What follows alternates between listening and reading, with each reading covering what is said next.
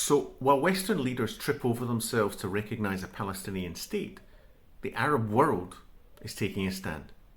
It's telling it like it is and how it should be.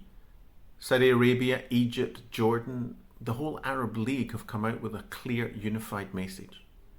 Hamas must go. The hostages must be freed. Enough. No more. Hamas must disarm and step aside. They know all too well who and what Hamas is. They banned the Muslim Brotherhood across the region, and for good reason.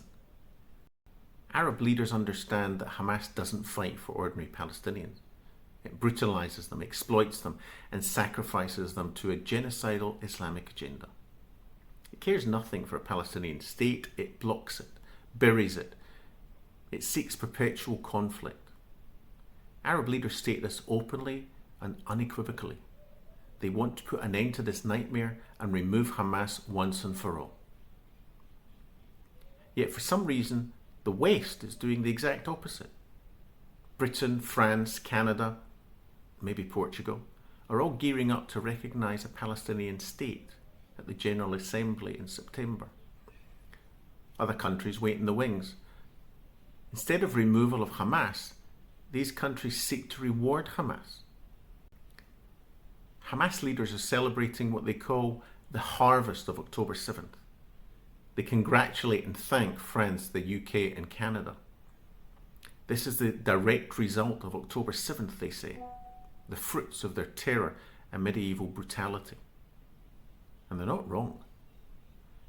The recognition of a Palestinian state comes with demands and conditions only on Israel.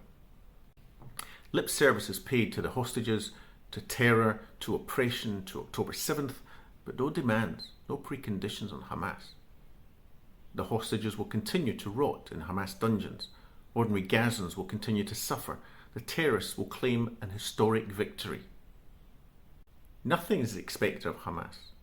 There are no red lines, just pressure on Israel to accept a ceasefire or else. You see, recognition of a Palestinian state is not addressing an injustice. Rather, it's a punishment on Israel for refusing to fall on its sword.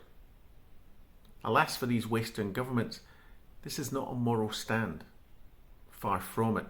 It's not about the poor Gazans.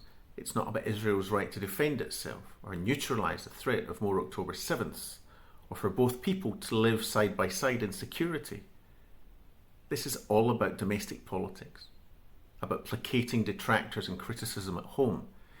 It's about the growing influence of the Muslim vote. It's about indulging the madness and appeasing the haters. This isn't foreign policy, it's domestic political theatre. It elevates Hamas to hero status. It legitimises October 7th. It's telling Palestinians and the world that terror works, and the more brutal the terror, the better it works. That rape, mutilation, mass slaughter and kidnap get results. That Hamas succeeded where diplomacy failed. Arab states understand the implications of this all too well. For the Palestinians, for the region, and for the world. They know that you cannot appease terror, that there is no reasoning with radical Islam, that Hamas and the Muslim Brotherhood must be defeated and must be destroyed, and that there is no alternative. Yet the West, too arrogant to listen, too detached to care, too busy fighting rearguard actions at home, desperately trying to placate the Islamists, the so-called progressives, and the useful idiots. And what of this newly recognised Palestinian state?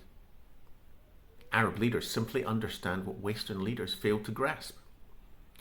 If there's an election tomorrow in this newly recognised Palestinian state, Hamas wins hands down.